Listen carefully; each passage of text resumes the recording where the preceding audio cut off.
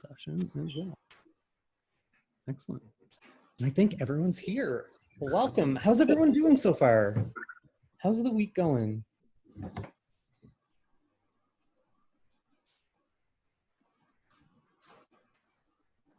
What have you been focusing on in your other classes? What have you been diving into for those of you that are taking other classes? I think our next week for Professor Newlove's class is on like whiteness.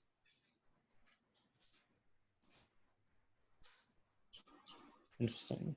And then for Dr. Gallego's class, we did kind of like this digital narrative, and then had to go and do a community visit counter narrative. So you had to basically choose a school district.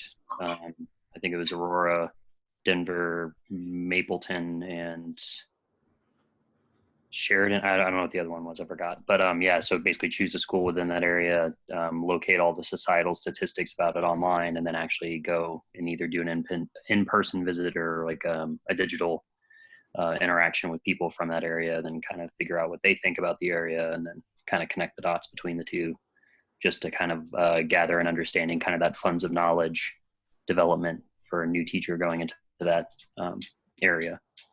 That's really good, especially, you know, as we think about like when you all are starting in and diving in the fall, a large part of what you do in your first internship is being able to connect what you're doing to the community and what's happening and how that connects to like what you're specifically doing in your classroom.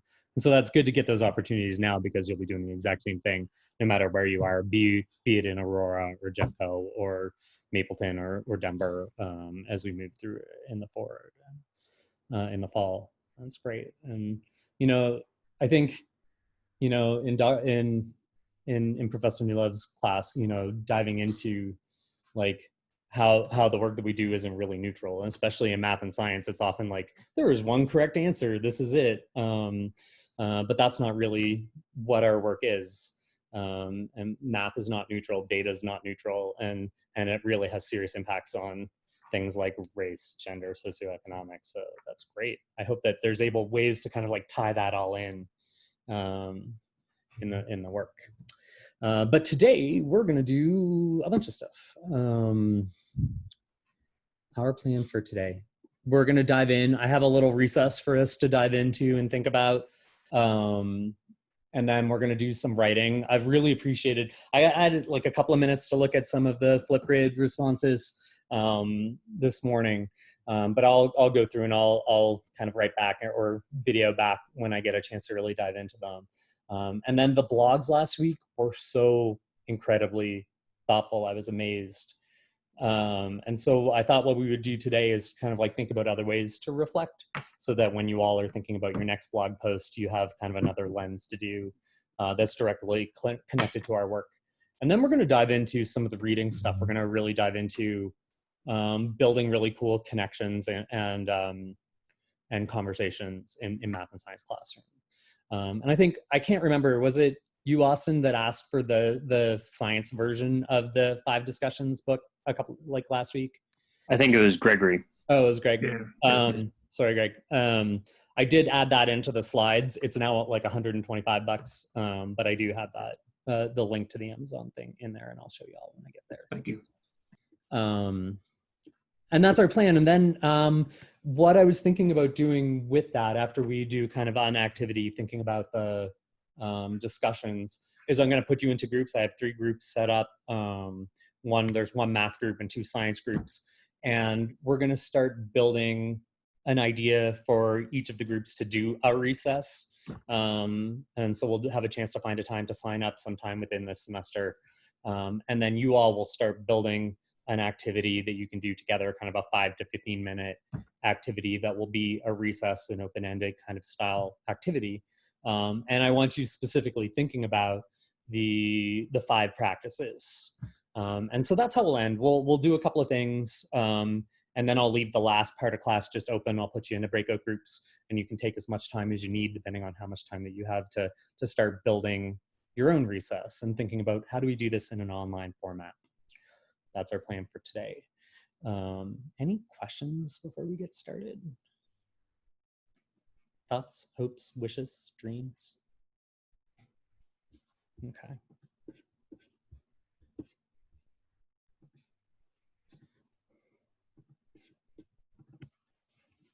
Okay, so here's our bit.ly for the folders that we need for today.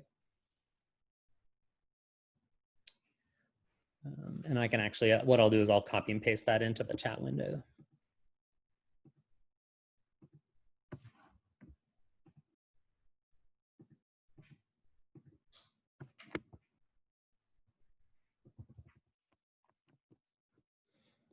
Files that we will need.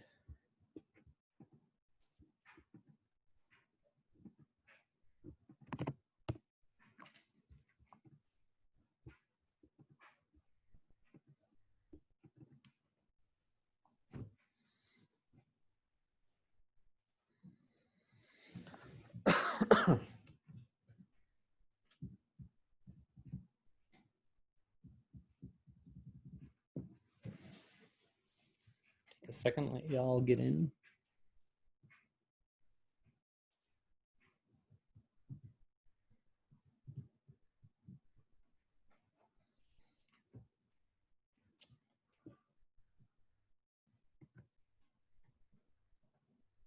All right, so in terms of things that are up and coming, so in theory, we have, at least some level of draft of your identity maps due today. And so all I'm looking for is you to kind of like have that shared link added into that section so that I can have a chance to look through and kind of give you some thoughts as we move forward. And if you have any questions, you can add them in there or just shoot me an email with the goal that this project is going to be due on the 21st. And so we'll have to see how that goes. I think a lot of the times with the due dates, we're going to have to really kind of think about, what you all need and when you have other assignments due in the other classes. But that's the current plan. So we'll keep it at that for now. We'll see how that goes. And I want to spend a little bit of time today also talking about kind of the next activity that we're doing. And so if you remember from the very first class and having a chance to look at the syllabus, we kind of, still part one. I want us to start thinking about what it is we're learning about student learning. And so this next activity has two parts. One will be in this module and one will be in the next module. And this very first part, I'm gonna pull it up. What do we know about student learning? What I want you to be able to do is I want you to find someone to talk to about some sort of math or science activity. And so what you're going to end up doing is just kind of like give an interview this first time around. So you're going to have like a task that your students or your student friend, spouse, I have awesome drilling going on in the background, so I'm going to talk and move so that it's not going to be so loud. You're going to interview someone and basically talk about a task. You're not going to necessarily have to teach them this particular task, this first part. You're just going to let them do it. And I want you to really start thinking about what are the things that you learned from them doing the task? What did you learn about learning in this activity? And so it kind of says kind of some prompts along the way. These are the types of things that you could have them do. So ask students to work on a task. Ask them questions like, why did you do this? Or what were you thinking when you solved this? Or can you talk to me about your reasoning? Just ask them questions and then ultimately write it up. Talk a little bit about, this is the task that I had them do. This is what I learned about student learning. Does that make sense? Any questions? And so this is part one. Once we get into the next module, the part two of this, we're going to go back and we're going to talk to that same person. And what we're going to do is we're actually going to very thoughtfully think about a task. We're going to teach them that task. And then we're going to analyze that task. And so we're going to get a chance to be able to kind of like look at two different things. I've given them a task, a thing for them to be able to do. And this is what I learned about learning from it. Now this next time around, and it could even be that same task, but with kind of like an added something to it. What are the different things that we've learned about student learning? And so those are kind of like the big things that we have on the horizon for this class. But I've talked enough. Let's talk about recess. So for today, what we're going to do is we're going to do a very quick activity where what we're going to do is we're going to try to be able to come up with 4 ways to be able to come up with certain numbers using only 4 fours. And so you'll see in our folder, we have all the numbers from 0 all the way up to 20. And what I want you to be able to do is I'm going to send you off, I think for this activity, just maybe into pairs. I'm going to kind of randomly put everyone in with pairs. And as a duo, what I want you to be able to do is to just go through and think about, like, how can I come up with using exactly 4 fours in any operations that I'd like all of these numbers. So for example, let's say that we did 4 plus 4 plus 4 plus 4. That gives us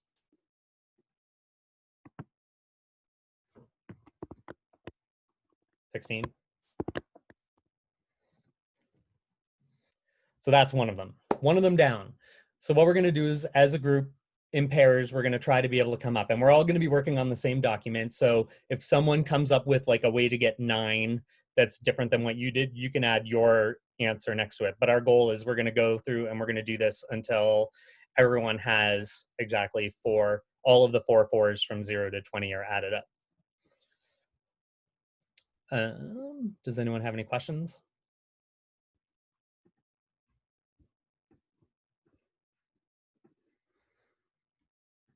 All right. I'm going to monitor this page to kind of see how it's going.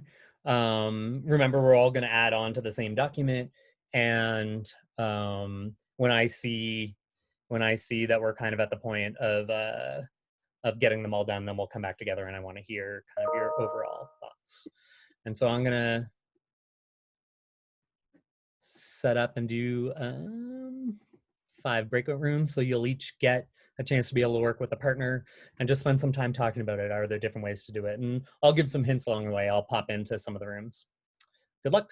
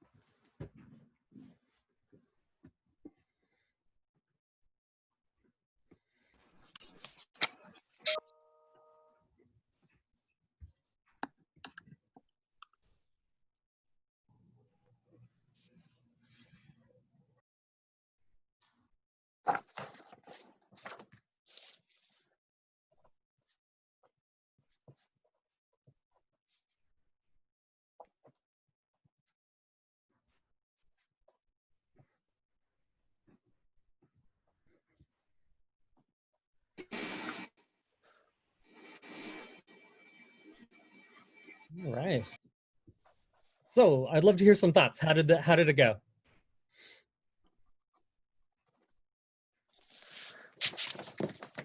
What did you think about the task?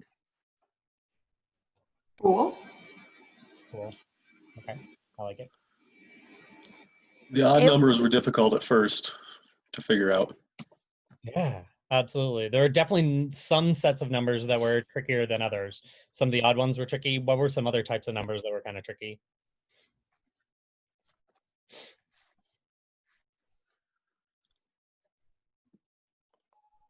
Some of the prime numbers, the larger prime numbers were kind of hard.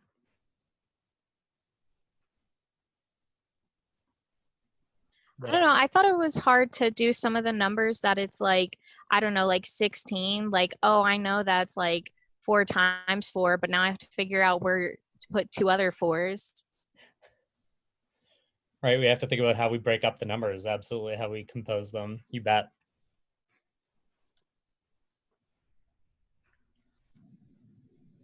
What made this different than maybe like a normal, like, here, let's solve the quadratic formula to figure out projectile motion?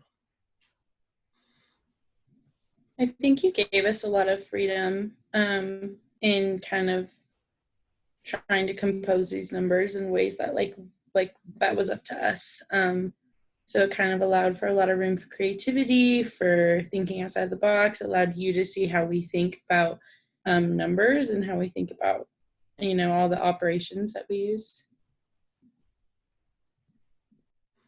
Yeah, I think that with something that's kind of, I don't want to necessarily say simple, but somewhat simple, you have to really expand. Like, you know, people were using square roots of 4s and 4 raised to certain powers. So you have to kind of expand with something simple and then, you know, bring in all types of math with just something that, you know, you could just do addition, subtraction, fraction. You know, you have to encompass all sorts of things to get to these answers sometimes. There were multiple ways to engage in it, weren't there? Yeah, there, you know, different people could engage at different levels. I was so tempted, I wanted to add in a couple that had used factorial in there as well. But people were using decimals, people were using, you know, division, all kinds of cool things, powers, yeah, right. And that's one of the things that I think connects well to that, is that it allows people to engage and insert themselves in the work that they're doing at different levels. And then someone else mentioned that it was, you know, kind of very open-ended. I didn't expect you to solve things a certain way. You could solve it any way you wanted to. And so those are the things that allows you kind of the opportunity to kind of like be a little bit more open-ended. Was it an easy kind of space to be able to take risks?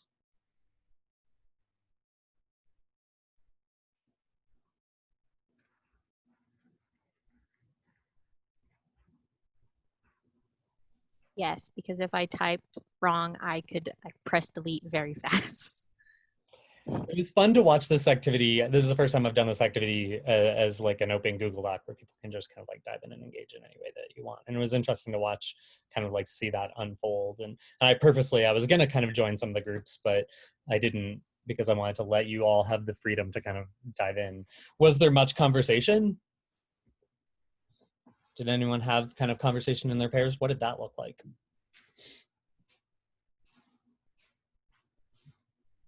I think a lot of it was Greg correcting me.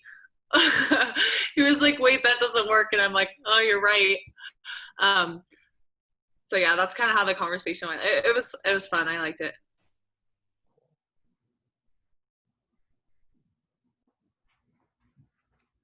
And so as we kind of think through and start diving into the work as we move through the semester, I want us to think of more opportunities that are connected to like building open-endedness, being able to have places where folks can take risks and not necessarily have to do things a certain way, and build communication, which is that idea that we talked about on the first day about recess. And so when you get a chance to kind of work in your groups a little bit later, those are the types of things I want you to think about. Can we have an activity that we can all do as a group that allows for those specific types of traits and activities? And especially when we start working with students in the fall, how do we open it up, and especially in online spaces, because it's hard when it's in online spaces when we're trying to get students to engage. So thank you all for sharing. I enjoyed that. Wonderful. So one of the other things I wanted us to dive into today is for us to start thinking about the ways that we reflect, and as we start building our blogs and writing, and it's a word that we use in this program that you're going to hear over and over again for the next year and a half, right? I think you should reflect upon that. But we don't always have you all think about, like, how do we actually go about and do reflection? And so I thought we would do a little bit of a very specific reflection activity today for us to start thinking about ways that we can write. So what we're going to do, one of the things I asked in my email last night for you all is to have like a writing implement and some paper. Do we all? I think that this activity would be best if we did do it writing. If you don't have that and you want to just kind of open up a Word document or a Google document and write, you can do that as well. And so what I want us to do to kind of get things going and start thinking is we're actually going to do a little bit of a free write. And by free write, I mean exactly that. I'm going to give you 4 minutes. And what we're going to do, I'm going to get my timer all ready to go. What I want you to do is I want you to just write. There is absolutely no expectations. There's nothing that I'm going to make sure that you do. You just have a chance to write. If you want to write like a grocery list for 4 minutes, you can. If you want to talk about your frustrations about kind of everything that's happening through pandemic, you can. I want you to just write about anything. It could be connected to class. It doesn't have to be. I'm not going to ask you when we're done what it is you wrote about. I'm going to ask you about the experience, but this is safe. This is you. This is giving you a chance to just get stuff out. And I do have some rules. I'm very specific. It's funny, it's a free write, but I have rules. I'm going to time you, and I want to cut down. We're going to do 4 minutes. I don't want you to try and mentally control what it is that you write. No outlines, plans, no nothing. Don't cross or change anything out. Just keep writing. Don't worry about grammar. Don't worry about spelling. Let your mind go wherever it wants to. And I love this last one, honor your own craziness. So when I say go, we're going to just write. And we'll come back and I want to hear kind of your thoughts and kind of how everything goes. So let me put on the timer here for 4 minutes. I'll give you a 1 minute warning. You may begin.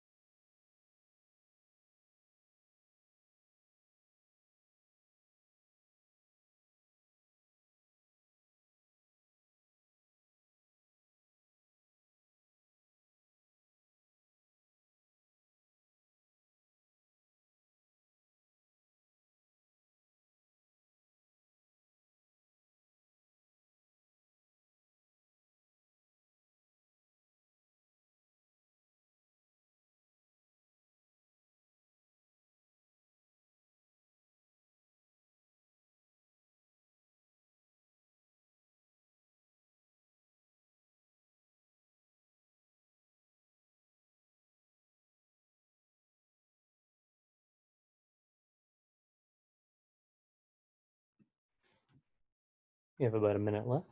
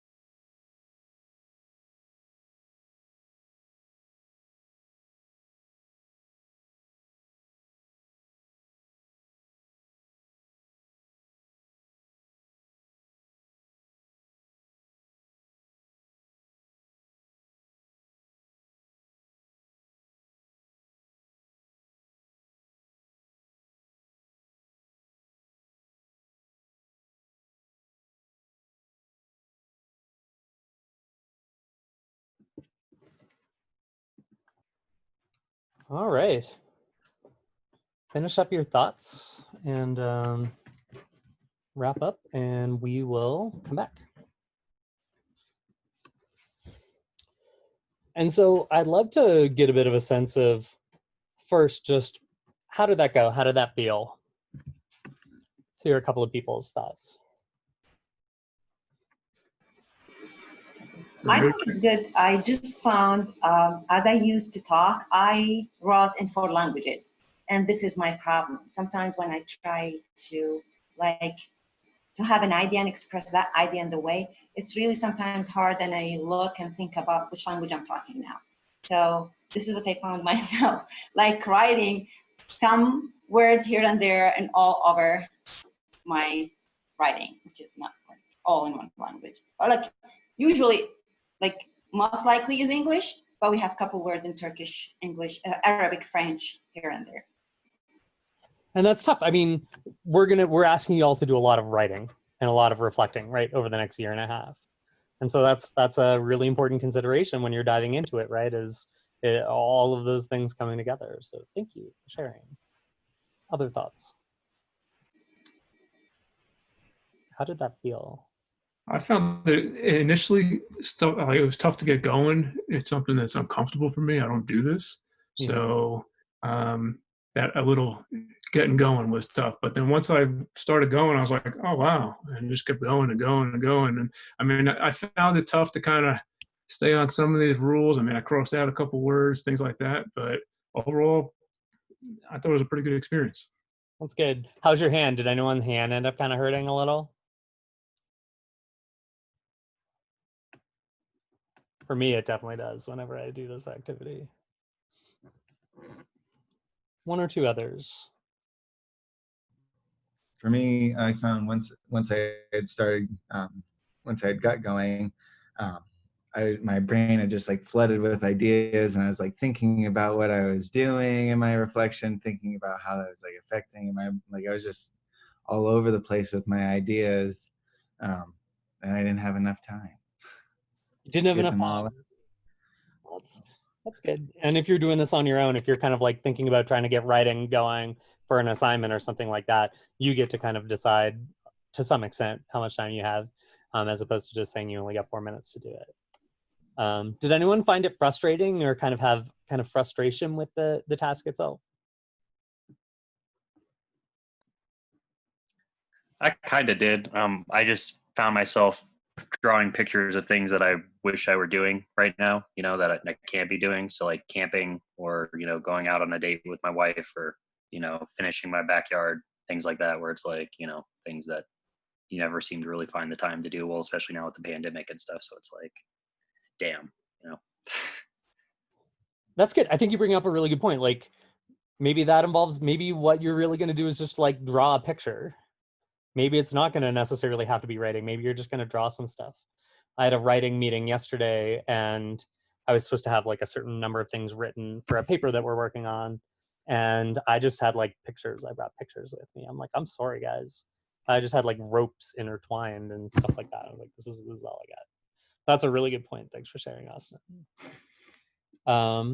Thank you all for doing that. We're going to do it again, but we're gonna change things up a little bit. I'm going to add, because sometimes part of the frustration when it comes to that is that open-ended can be a little bit too open-ended. And having something a little bit more focused can be helpful when you have some writing to do, which is often what we end up doing when we give you all assignments to write about. And so what I'm going to do is I'm going to read you a poem. Is anyone familiar with Mary Oliver or this poem, the poet Dreams of the Classroom? So I'm going to read the poem out loud. And then I have a little bit of a prompt that's connected to this poem. And then we're going to do another 4-minute writing prompt. This time, what we're going to do is I am going to ask you kind of like, what were some of the things you read about, just to warn you in advance that that's where we're going. But I like this idea. And I think it's connected directly to kind of students' identity and the way that we dive into our work as math and science teachers. I dreamed I stood up in class and said aloud, "Teacher, why is algebra important?" "Sit down," he said. Then I dreamed I stood up and I said, "Teacher, I'm weary of the turkeys that we have to draw every fall. May I draw a fox instead?" "Sit down," he said. Then I dreamed I stood up once more and said, "Teacher, my heart is falling asleep and it wants to wake up. It needs to be outside." "Sit down," he said. And what I really like about this is that this particular poem really connects to this idea of like, how are we going to engage? How are we going to really dive into the work that we do as math and science teachers, especially come the fall, depending on, you know, are they going to be doing some online work? Are they going to be face-to-face? What does this look like? And so we're going to do a little bit of an adapted, I'm going to give you a bit of a prompt, but I want you to just go with it. And Austin, if you want to keep drawing, you go for it. Anyone else that wants to draw, or if you want to write. But I've changed the poem slightly, and it says, "I've dreamed I stood up in class and I said aloud, 'Teacher, why is blank important?' Sit down," she said, "and let me tell you." And so we're going to take another couple of minutes. We're going to take another 4 minutes. And I want you to write about an area that something that you just love that's connected to what it is that you want to teach. So forget about maybe what you're teaching in the fall or working with teachers on in the fall, if you know. Pick an area of science, an area of math, an area of something that you love. And I want you to just write about it and kind of like talk about, how is this exciting? How is this wondrous? Where does this all come from? Does that sound good? Does that make sense? Cool. So everyone pick up your writing utensils. I'll give you another 1-minute warning again. We will take 4 minutes and you may begin.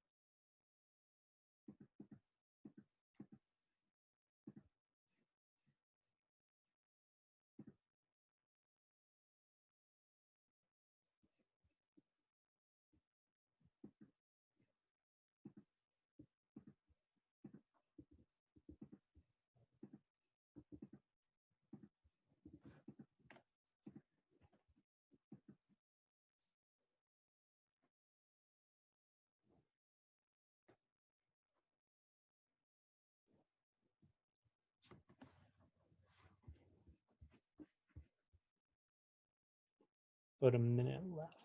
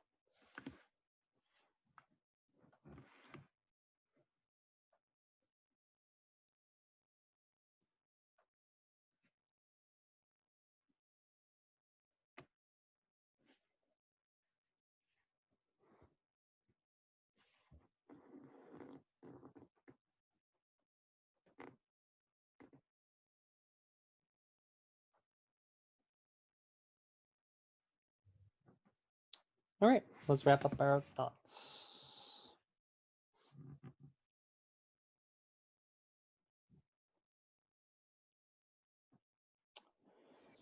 That's about the subject that we wrote about. Yeah, and so what I'd love to hear kind of initially, does anyone have any thoughts about kind of how that experience went compared to the first one? Oh, like writing in general, yeah? Yeah. Yeah, it's a little bit like much better, not a little bit. And you can focus on one idea and go through it. Like the first time, it's just like you're starting with many things on your heads and you try to just put them all together. Now it's more like, yes, I'm talking about this, and you just like going through the steps or lead to another idea or develop your idea, which is the same main idea. So you like the idea of having more of a prompt that was a little Yeah. bit more focused. That's totally fair. Other thoughts?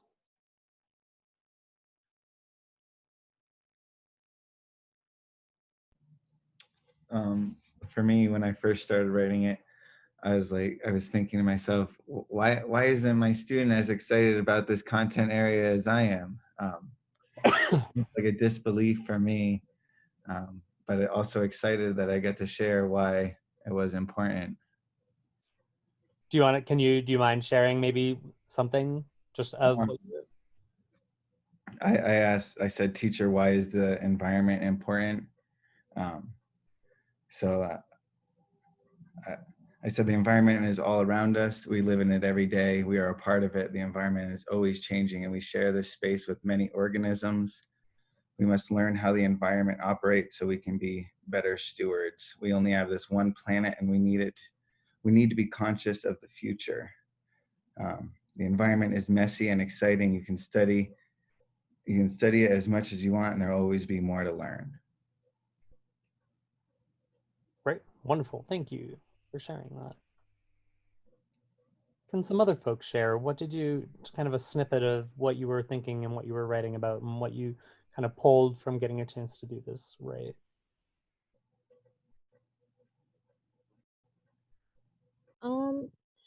I just picked the subject of zoology. I mean, like, I feel like I talk about all the time how much I really like animals, like so much that that's what I studied for undergrad.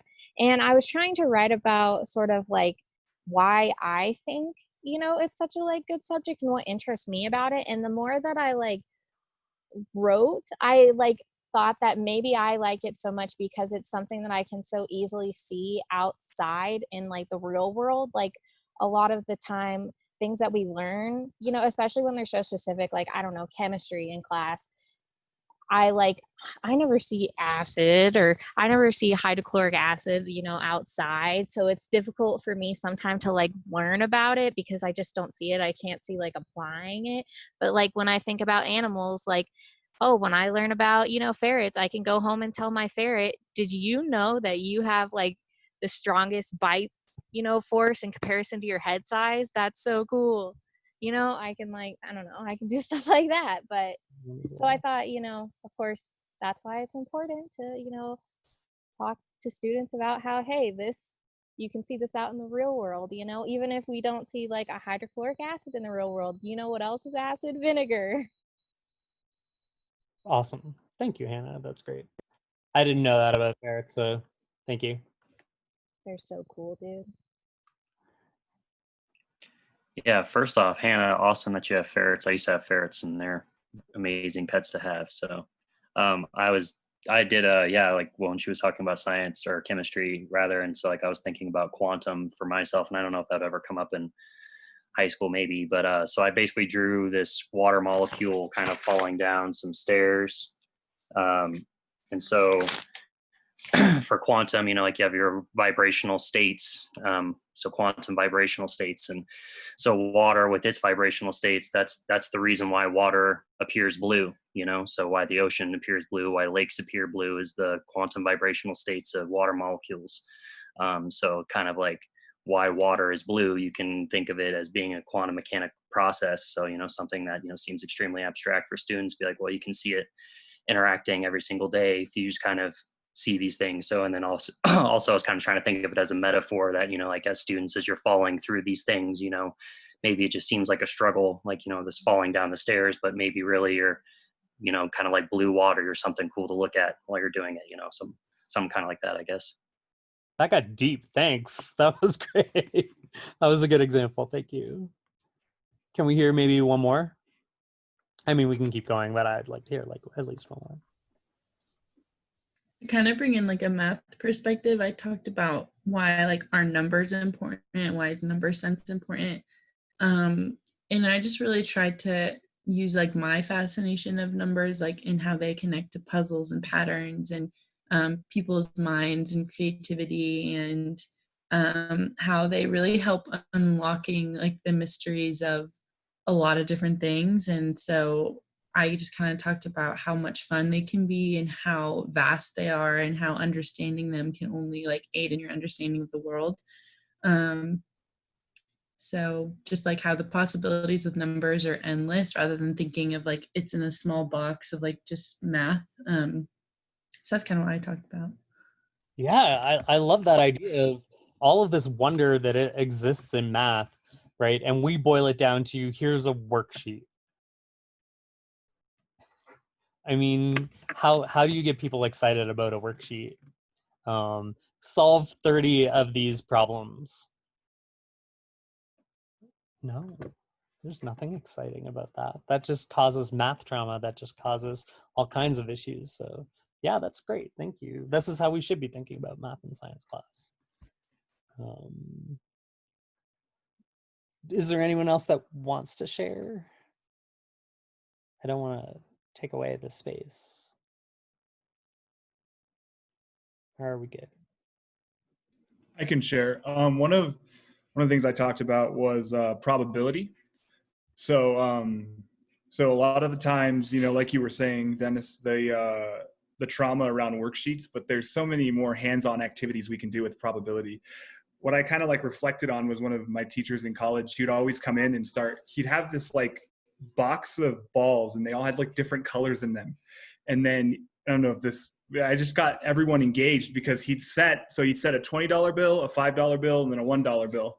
And then we'd play the probability game at the start of every class. So, the $20 bill was like the main prize. And then like the $5 bill was like the second prize. And then, third place got the $1 bill. But it was interesting because we would all, we'd have like these like paddles, and we'd dig into the box of balls, and then we would like construct like a project form. We'd have a prompt up on the board on what we're doing that day. So making it more hands-on and like engaging is how I thought of my love for probability is, instead of simple putting it into a worksheet, we can make it way more hands-on for our students and drive that curiosity and wonder. Cool. Yes. Thank you. What great reflections. Thank you all for sharing. One of the things I like about tasks like this and opportunities like this is that it allows students to be able to kind of sit down and get their thoughts out. And so it's kind of, I think, a really good way for us to dive into giving students the opportunity to do this rough draft time. Let's just sit and like get our ideas out for a little bit. And then let's come back and have a conversation about it. Right. And this can easily apply to any of the things that we're doing. When you all have the chance to be able to dive in the fall, and if you're doing any kind of online work where it's going to be some face-to-face stuff like this, right? Students are not going to want to respond if they feel like they just have to come up with the right answer. But if we allow them the opportunities to be able to sit and think about it for a little bit and be able to write and get some thoughts out and have that rough draft time and then share so that they can come back and revise, it's really nice. And again, it's a nice way to sit and think about reflections. I do this before I do writing, this exact activity. And I've been doing this interesting study with undergraduate students at the university in STEM related classrooms where we're doing this exact thing. And so you can just imagine like a class of 100 engineering first year students, and like you give them 5 minutes to be able to sit and free write, and they're just very angry with you because you're asking them to free write, and they come up with like, I want to work for Tesla in 5 minutes. And then they're very frustrated because they've not had the opportunities to really do that, to be able to kind of think about their rough draft thinking and be able to kind of like sit and share. And so I think it's kind of I thought it would be kind of a neat tool for us to dive in to continue thinking about our identity, our students' identity, but also something to think about when you're working with students. How can I get them to kind of get their ideas out first before we dive into the work that we're doing, so that we can have cool conversations, so that we can really build out discussions. And that's where I want us to go now, is how do we dive into building discussions, right? How do we kind of like build those really wonderful conversations in our classrooms, no matter the format. And so one of the readings that I asked you to do was to dive into the 5 Practices book. And so as a reminder, because I know that you all have probably an insane amount of reading to do. I can pull up my slides here.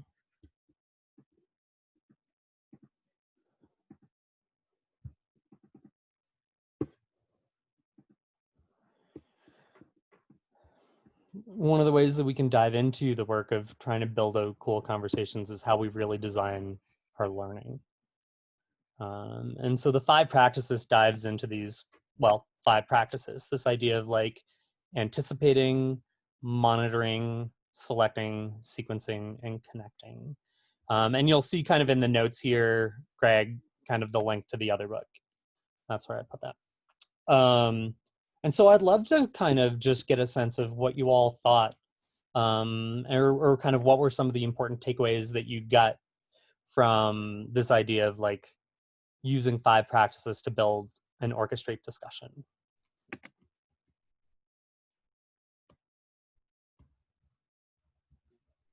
I personally thought that the anticipating step was, I don't know, like a little overwhelming, just because I think lesson planning is a lengthy like process, and especially if you think about lesson planning for an entire year or semester or however long your class is, I think it feels a little intimidating to be anticipating every single discussion that your students could have and like figuring out which discussions are most imperative to their learning. Thank you for bringing that up. I think that's a really important point. And this is how I look at it, is that when we're going through, that this is a process. This is years of work. This is something that we build upon. When you all start your first year of teaching in your own classrooms, and you're either given curriculum or you're working in teams or you're building your own stuff, there's only so much that you're going to change in your first year. But I think a big important part of this is this anticipation. For you all that are doing math in the fall, if you're going to be teaching a lesson, or if you're even going to be teaching and starting off teaching like an intro activity, you got to do the work on your own first and kind of think about what are some of the things that students might get right or might get wrong, and where is that reasoning coming from? Trust me, for you science folks, making sure that you're looking at some of the labs and doing them in advance to make sure that they work.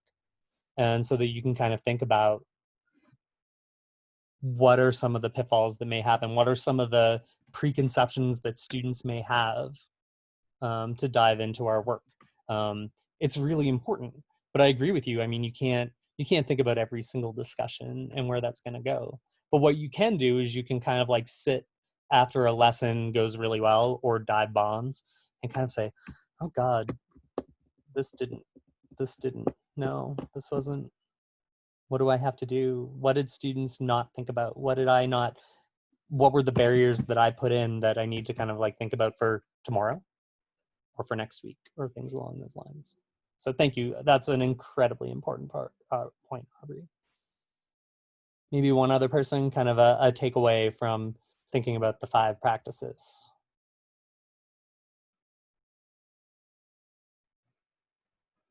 Or does anyone have any questions about kind of the other ones? Because we've started talking about this idea of anticipating, but there are other parts.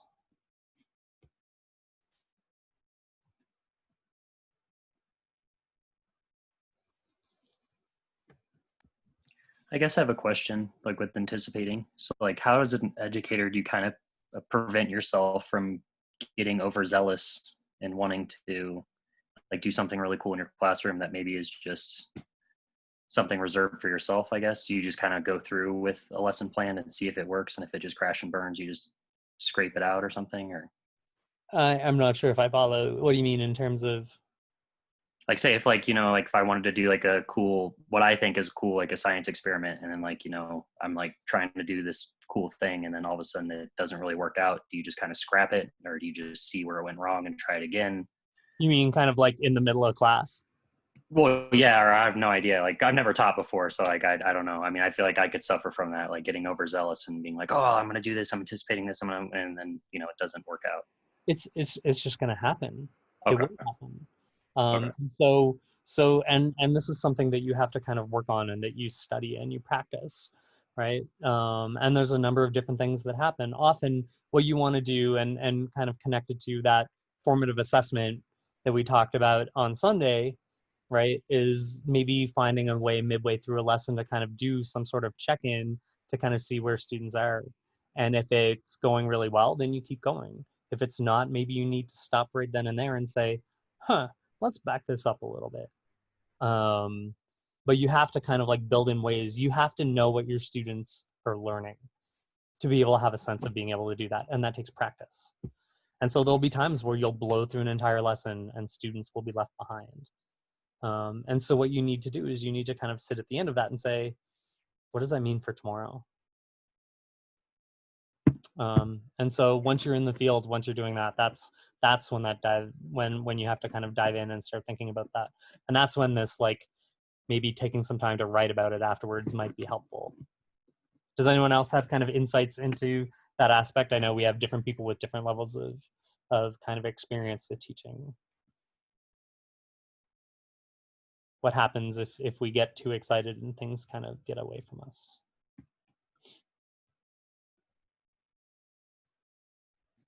I think one thing that we're learning in like our other classes too is like important to be vulnerable as a teacher. Like it's not our role to be a depositor and to just be a robot. And so I think just with your students in those moments to be vulnerable and say, oh, I got a little carried away. This isn't exactly the direction like that we should probably be going, or just even opening it up to discussion of, you know, what did this activity do for you? What did it not do for you? And just opening up your own teaching to be critiqued by your students. Beautifully put. Yeah, 100%. It's hard to be vulnerable. It's really easy to kind of say, God, what I did was absolutely terrible, and kind of have a little bit of a pity party. And that's fine. I know that I've had those moments teaching courses like this. But we have to kind of like sit down and think about it exactly like Aubrey said. So thank you for sharing. That was great.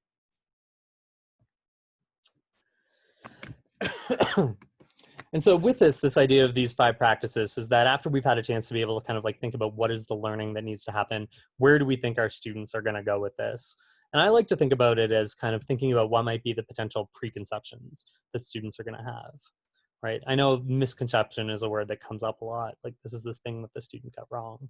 But the way that I like to look at it is that students have a certain level of understanding and knowledge going into this, right? And they have their thoughts on how this works.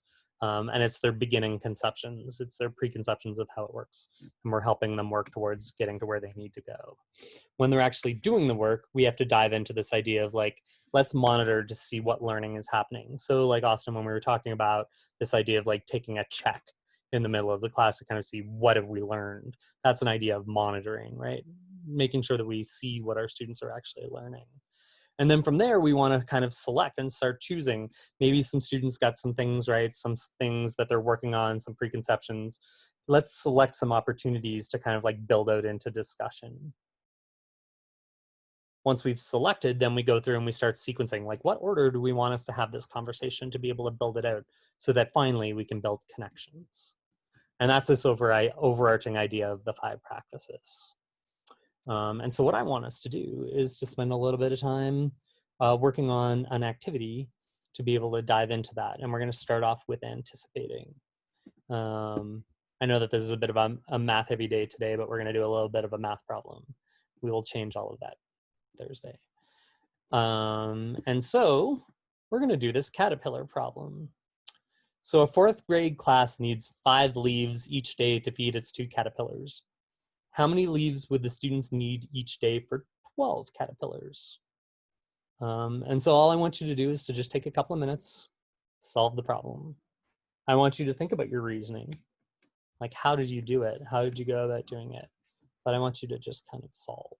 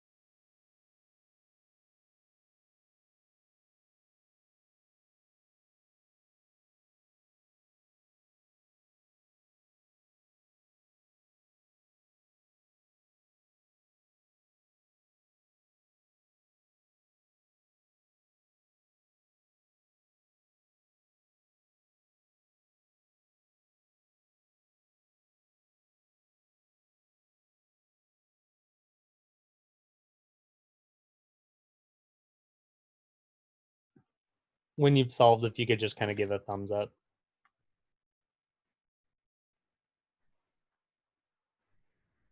Cool. So I'd love to hear some thoughts. What were different ways? Well, let's first, what did we come up with for an answer?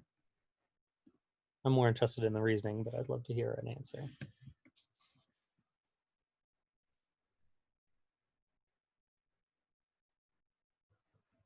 Words? Anyone? 30. Yeah, 30. Is that what everyone got? 30?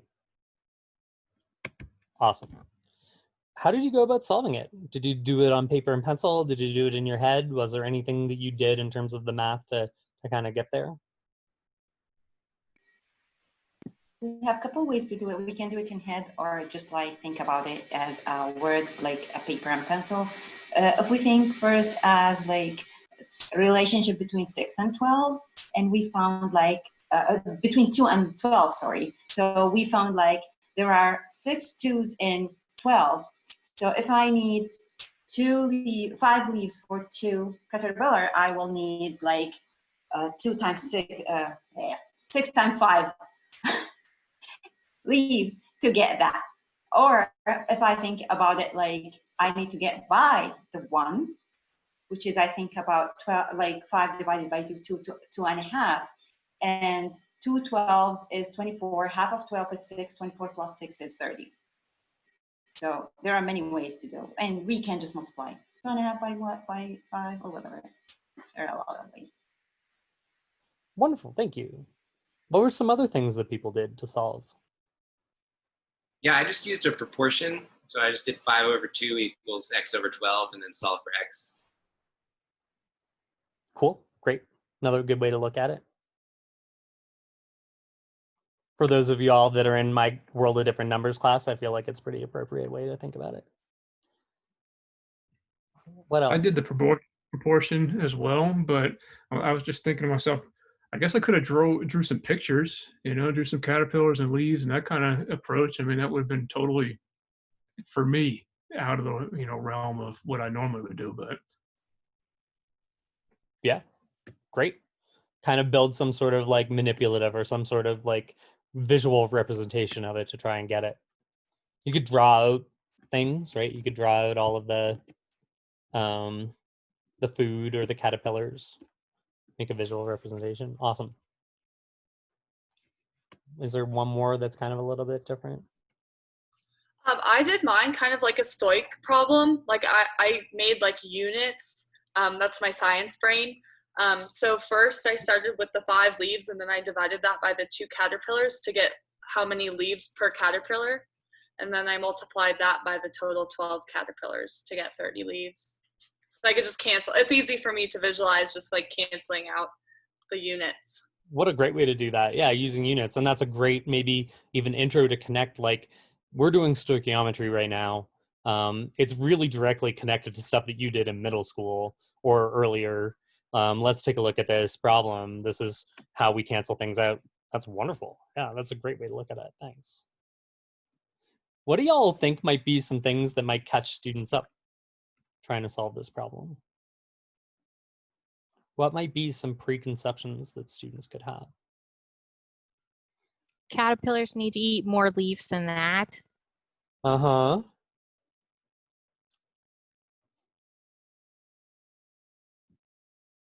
What else? I like that. I think one thing that caught my eye is that it's 5 leaves for 2 caterpillars, which is not a unit like a caterpillar. So I think if they're not familiar with like ratios and stuff, that could have thrown them off of having the initial values not be for 1 caterpillar. I think that's fair. Yeah. I like that. Maybe a student wouldn't know what a caterpillar was if they're like an emerging bilingual. So, it's like, what the hell is a caterpillar? And, maybe they're too focused on what that even is before even thinking about the problem. Thank you for bringing that up. I have a quick side story. So when I was doing my PhD, one of the things I was doing, I was working directly with schools in Dorchester and Boston. And one of the projects I was working on was ways to be able to have elementary students think about word problems. And I had this really wonderful word problem that I was going to work with some 3rd graders on. And it was all about, there are 29 students going on a field trip to a local park. And they were going to go out on canoe rides, and every single canoe could fit exactly 3 students. How many students wouldn't get a chance to go on that first round total? It was something along those lines. And I just loved this problem because there was a million ways they could solve that. Multiplication, addition, subtraction, division. They could do it so many different ways. And I spent 20 minutes explaining what a canoe was. It was a major fail by me. So that exact point is so important, Austin. Thank you for sharing that. I have definitely never forgotten that moment. That was a major oversight. And so this is great. This is what anticipation looks like. We had a chance to go through and do the problem. We had a chance to kind of like talk about some of the things, be it kind of like a math connection or a science connection, or specifically with the math, what are some things that students might kind of like have a chance to think about in advance. We're going to dive a little bit further into this problem. And we're going to kind of have some time to sit and chat in groups. And so in our files for today, you'll see on the main screen there is Caterpillar student responses in the main section here. And so this is kind of a chance to be able to look at some students that I've worked with that went through and solved this problem. I also have group tasks for today. And so you'll already see that they're kind of set up. These are the groups that we're going to use for this week and for next week. And within each of your group folders, we're going to send you into breakout groups. And for Caterpillar Notes, the first activity, what I want you to do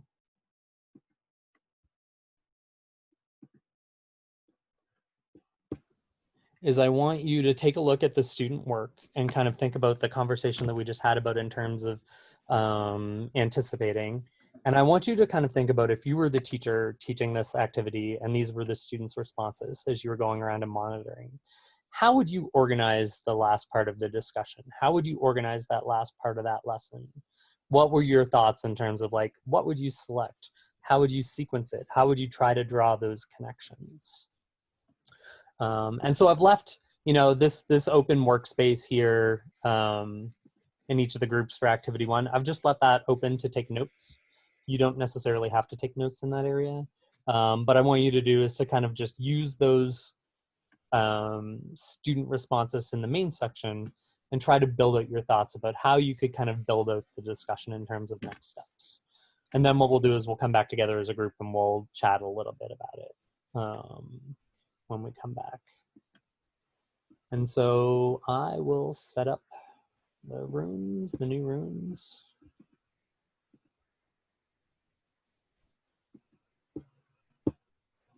I just have to remember using here.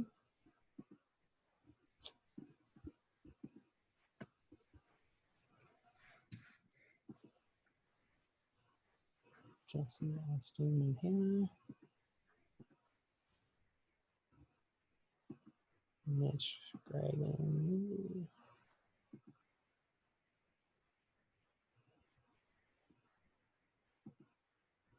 And the math folks. All right, so the rooms are opening up, and we'll take the next maybe 10, 15 minutes to allow you to dive in and play.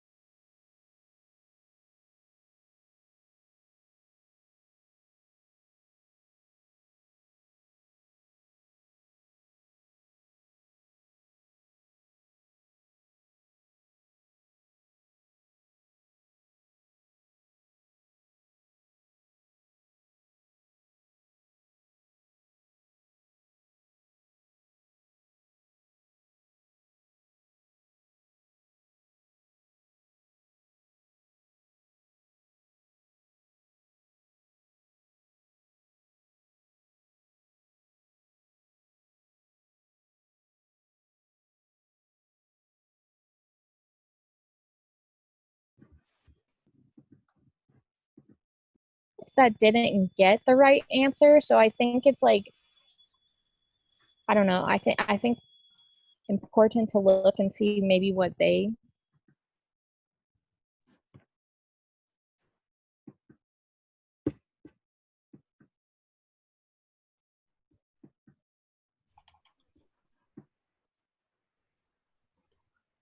Yeah, or using visuals instead of just writing it out.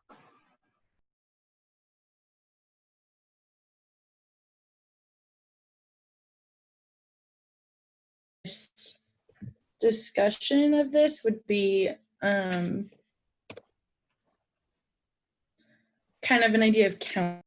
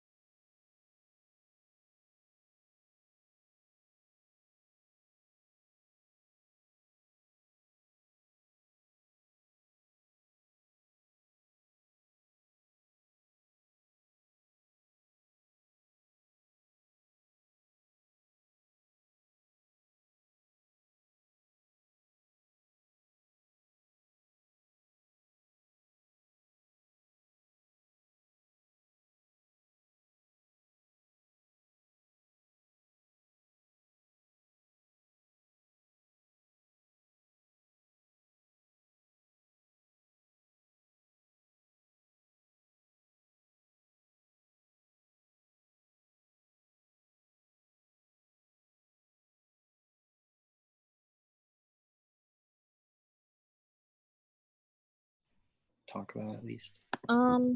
So I think now we're in the, I think we did anticipating kind of together as a class.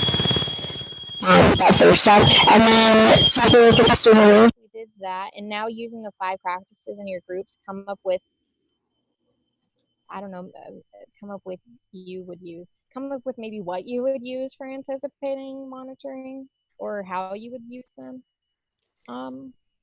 Hey folks, just wanted to check in. How we doing? I think. Oh, go ahead, Anna. I was just gonna say, I think we're on like the 5 practice steps. Cool. How long would y'all like? Maybe a couple more minutes. Yeah, that's fine. I'm in no rush. I just wanted to check in. So you guys have been kind of just focusing on that caterpillar, kind of how to dive in. Cool. Yeah, we were just kind of analyzing the differences between the people's works, between the people who got it wrong and then the people who got it right, and Cool. maybe what their work showed and how they were thinking through it. Yeah, great. I'll send you all a message when we're coming back. But yeah, we can definitely do some more time. Thanks. Okay.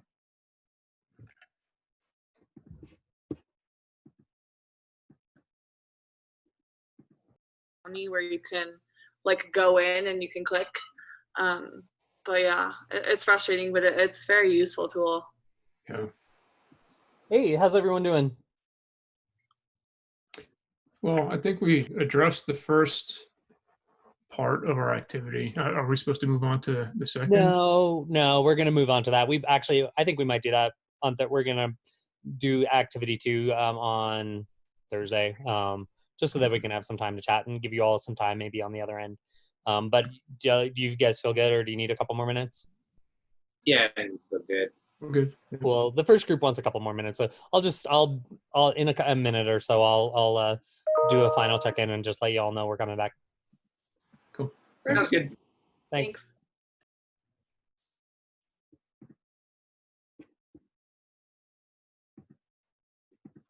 For him as he goes up. You know what I'm saying? Yeah. Hey folks, how we doing? Good. Hey Matt, do you need any more time, or are you feeling pretty good?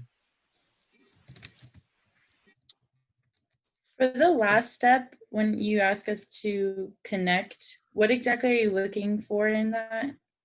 So, I mean, if you think about the caterpillar problem, there are a bunch of students' work, right? So what you're going to do is you're going to go through, you're going to kind of select some work that you want to highlight and have a discussion about.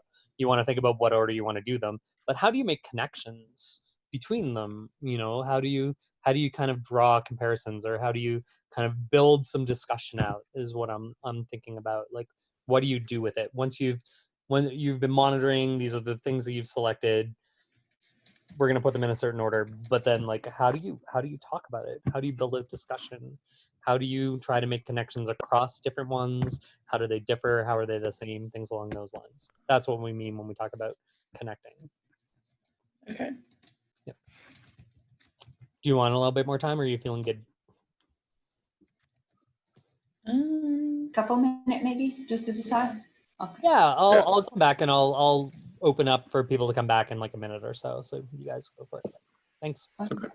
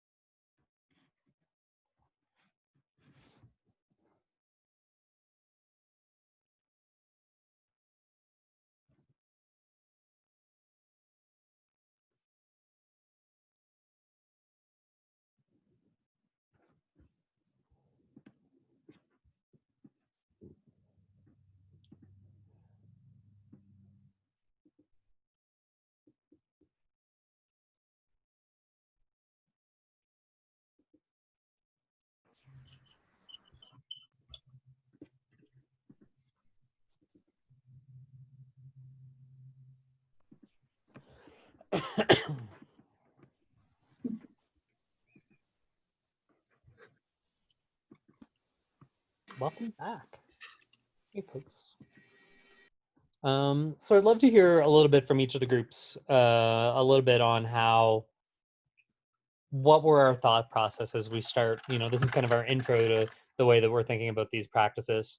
So I'd love to hear how you thought about organizing it, and then kind of sharing, kind of connected to monitoring, selecting, sequencing, connecting, and then we'll kind of continue this conversation on Thursday, after we do one more little thing. But yeah, maybe group one, what were your thoughts?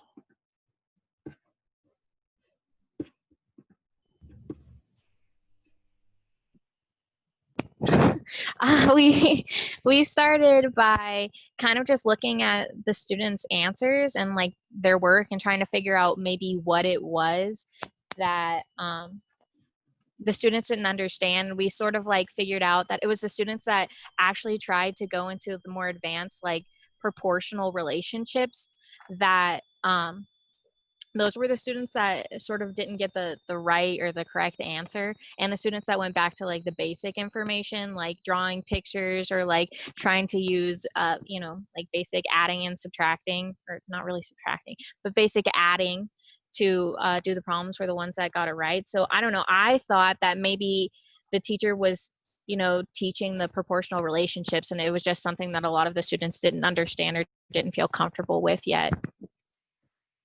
Good. I like that. I like being able to kind of like tie the different representations together, especially for students that may have had some preconceptions that got them to an answer that wasn't like the final correct answer. Perfect. Thank you.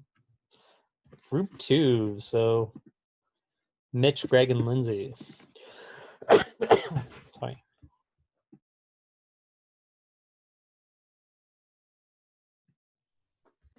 I think we took like a similar approach where we just kind of looked at the students that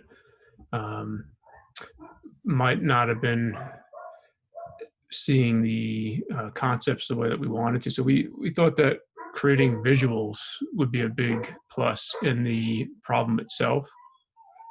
I don't know if you can all hear my dogs. If so, I apologize. So I think we said like cartoons, charts, pictures. So for students that perhaps haven't seen a caterpillar, they can just see, like a little bug, or make some kind of connection in the problem itself. I don't know if anybody else has anything to add.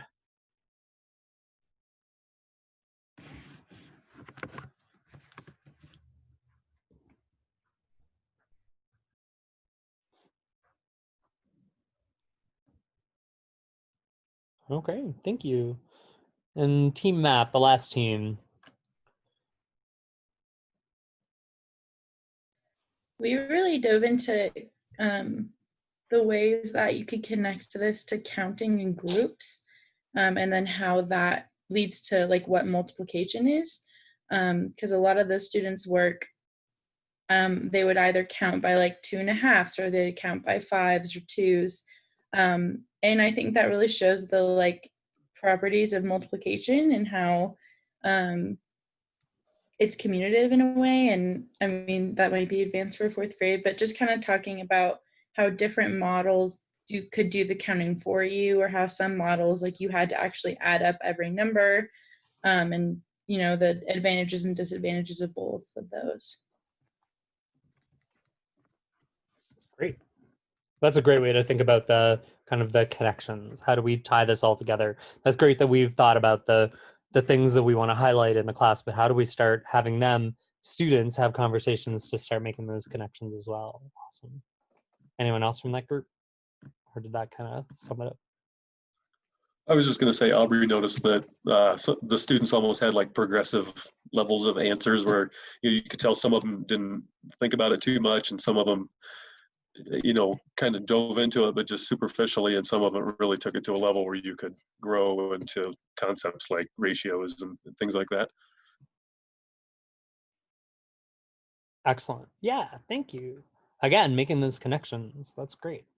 Thank you all. This is a good kind of initial dive into building out conversations with students. I appreciate that. I really like how we're starting to think about it. And I know this is kind of a new framework. And with that, that takes some time, and we're going to spend some more time on Thursday kind of getting a chance to dive into the framework and connecting it to formative assessment. But I'd like for us to do one more quick little activity before we wrap up, and we'll still get out of here a little early so you all can dive into whatever else you have to do.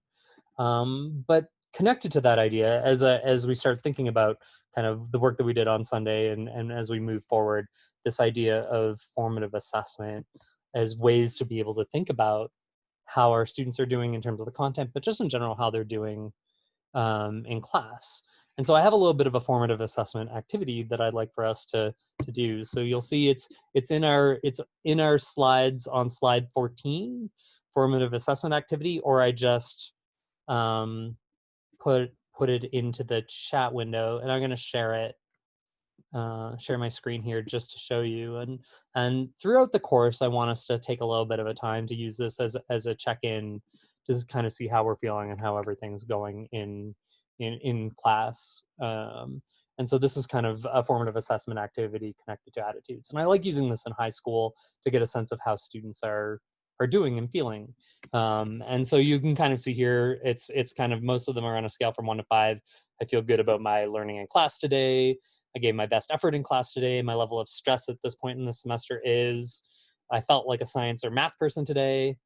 And then I'd love for you to kind of answer, is there anything you'd like to focus on in our next face-to-face class? And then is there anything else that you want me to know? And so if you could just take a second to fill that out.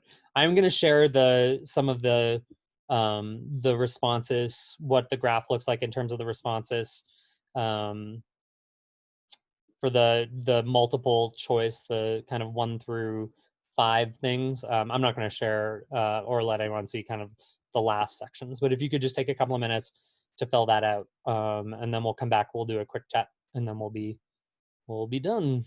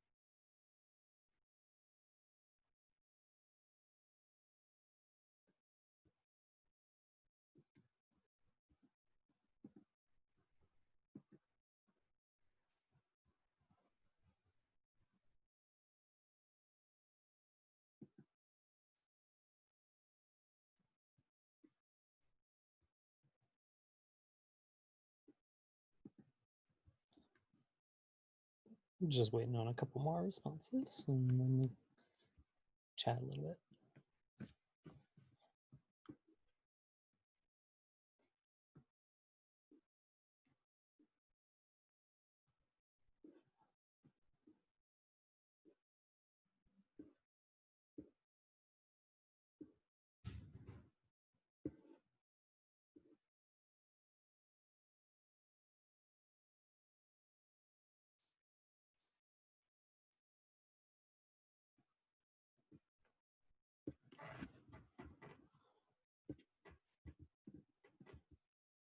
All right. So this is all anonymous. I don't get to actually see what people wrote, nor will folks get to know, just so that you're all clear. But I want to just kind of like bring up and just kind of think through kind of what this all means. And so this first particular activity, right, this first one is like, I feel really good about my learning today. For the most part, people did, but for whatever reason, there could be any myriad of reasons people may not feel that way. And that impacts like how learning happens. So when you work with your students, if you can give them a chance to be able to answer questions like this, you get to kind of start thinking about like, how is what's happening in your class kind of impacting, or what's happening with them that impact. Similarly, kind of like I gave my best effort in class today, that was across the board.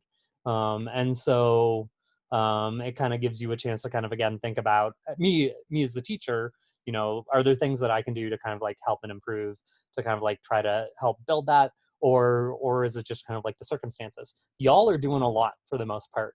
This is stressful. There are 3 to 4 different classes that you're taking for the most part, and a lot of different pressures outside of that. You might have families, you might have like a lot of work. All of these things are impacted. So, you know, look at that, like level of stress, right? For folks were like, yeah, no, there's a lot happening right now. And then similarly across the board, kind of, I felt